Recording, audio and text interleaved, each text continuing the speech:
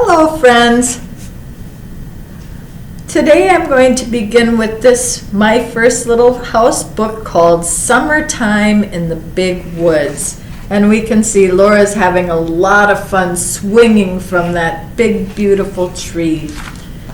I hope you enjoy it. Trees give us so many gifts.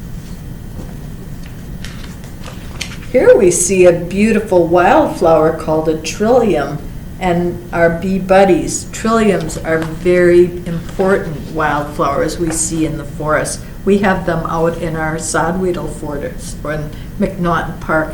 Very beautiful wildflower. Once upon a time, a little girl named Laura lived in the big woods of Wisconsin in a little house made of logs. She lived in the little house with her pa, her ma, and her big sister Mary, her little sister Carrie, and their good old bulldog Jack. In the summertime, it was summertime in the big woods, and the whole family was very busy. Pa worked hard all day long in the fields. It's that wheat field. They're growing wheat to make into flour for all kinds of foods. Laura and Mary helped Ma weed the garden. They helped her feed the calves and the hens. They helped her gather the eggs. Everybody worked together to take care of the farm. Summer was also the time for visitors. When company came to visit, Ma would do some extra cooking and cleaning, and there would be new children for Laura and Mary to play with. Climbing trees, playing in the forest. Sometimes Ma let Laura and Mary go visiting by themselves. They would walk across the road and up the hill to visit Mrs. Peterson. Mrs. Peterson's house was always very neat because she had no little girls to muss it up.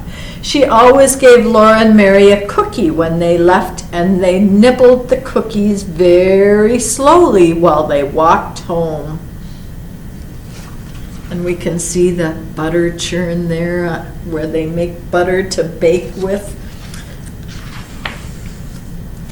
Laura nibbled away exactly half of her cookie, and Mary nibbled away exactly half of her cookie. They saved the other halves to give to baby Carrie when they got home.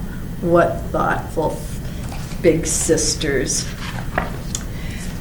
When the summer grass was tall and thick in the woods and the cows were giving plenty of milk, that was the time for Ma to make cheese.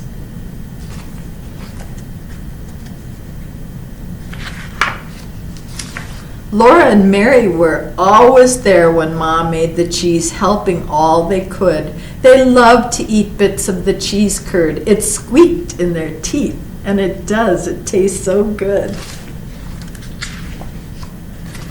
One day, Pa came home at noon with a surprise. He had found a bee tree, all heaping.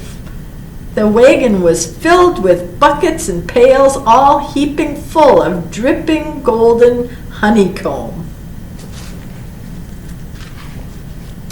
For dinner, they all had as much of the delicious honey as they could eat, and Pa told them about the bee tree. Here we see it. We can see all those guard bees out there protecting their tree.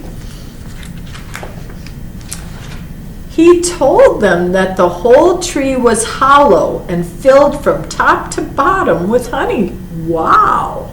Laura felt sorry for the bees, but Pa told her there was lots of honey left for them. After dinner, Ma washed the dishes and Laura and Mary helped. The dishes made a cheerful little sound as Laura and Mary wiped them. The windows were wide open to the warm summer night. They all worked together on the farm.